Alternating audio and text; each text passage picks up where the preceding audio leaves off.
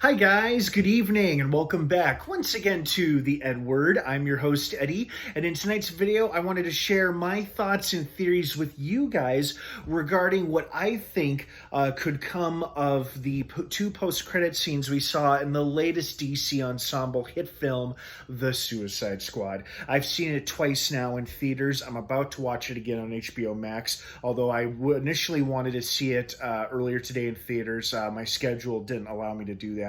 But I do plan to see it in theaters at least one or two more times. I have enjoyed it that much, and it is easily one of my new favorite DC films. Before I begin, of course, obviously, it probably doesn't have to be said, but I'm going to say it anyway. Please, please be warned of giant spoilers to follow. I'm talking about the post-credit scenes, both of which appear at the end of the movie, after everything is said and done, and the survivors are left standing. Obviously, huge spoiler warning for anyone who has not seen the movie yet and they want to. This is your last chance. Spoilers starting now. So, obviously, the first post-credit scene, I think it was the first one, is the one that reveals where one of the characters we believe to have been the first one to die was Weasel in the hilarious opening beach scene. His death was both funny and incredibly sad, but that's probably what made it so funny.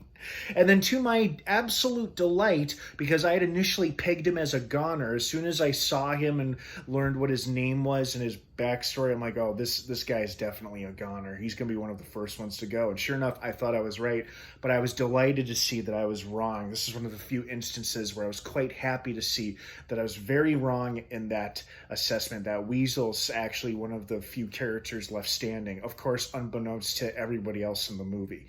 And we see him cough up water, and chances are is that he was still indeed on the shores, the beaches of Corto Maltese, the country that the Task Force X infiltrates and puts a stop to Starro, or Project Starfish, as they were told about it by Amanda Waller.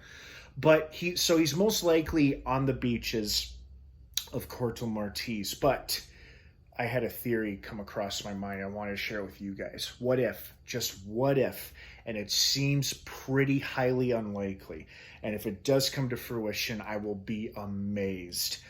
But what if that wasn't Corto Maltese? What if, by some divine weird fucking chance, Weasel washed up, regained consciousness, and ran into the jungles off of the shore of Themyscira, home of the Amazons, home of Wonder Woman?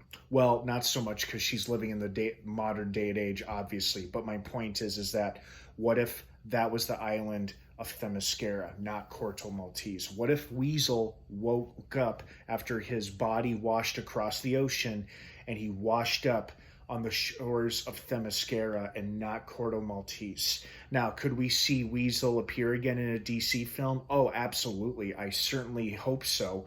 And I hope he has a bigger role in whatever he does appear in. Will he appear in Wonder Woman 3? Most likely not. Will he appear in any film that might feature Wonder Woman? That might be fun, but again, seems unlikely.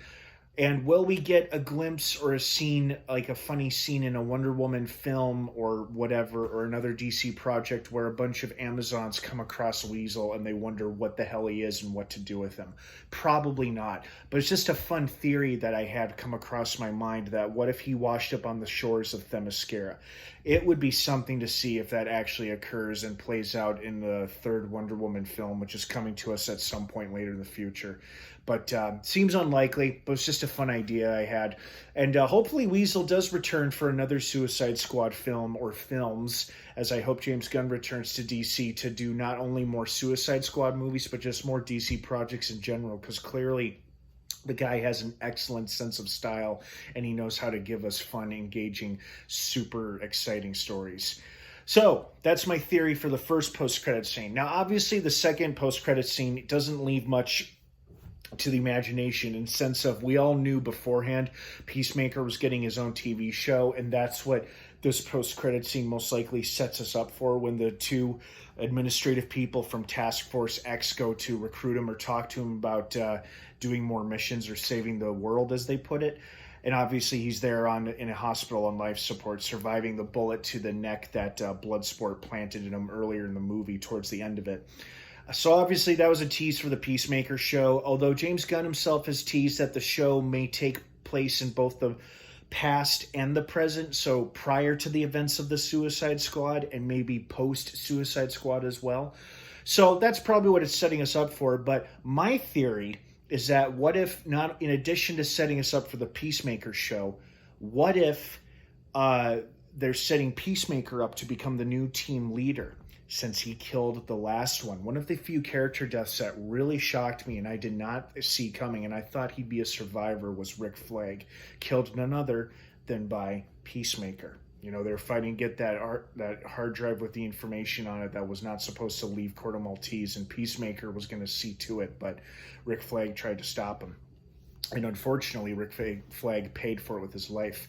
So I wonder, because he is now dead and Amanda Waller has lost her man on the ground, so to speak, if Peacemaker, moving forward, will become the new leader of the Suicide Squad in future films. Or maybe they'll just keep him in his own TV show and they'll have some other ex-military commando guy take control of Task Force X. I don't know, but it just got me wondering and thinking, maybe they got rid of Rick Flag to make room for Peacemaker. Or maybe James Gunn was told, yeah, kill whoever the hell you want. We don't care. I don't know. But it is interesting to think about. So what do you guys think? What are your thoughts and theories on these two particular theories? Weasel landing in Themyscira and Peacemaker taking control of the Suicide Squad. Let me know if you agree with me down below or not in the comments section. I hope you enjoyed this movie as much as I did. It is a fun fucking movie, and I cannot wait to see what more goodies James Gunn and Warner Brothers have in store for us for the future of DC. So the Suicide Squad is currently playing in theaters and on HBO Max for the rest of the month, at least until September 6th, so you don't want to miss it. It's a fun movie, and thanks for watching and indulging me. Have an awesome rest of your night, and of course, until next time, may the Force be with you.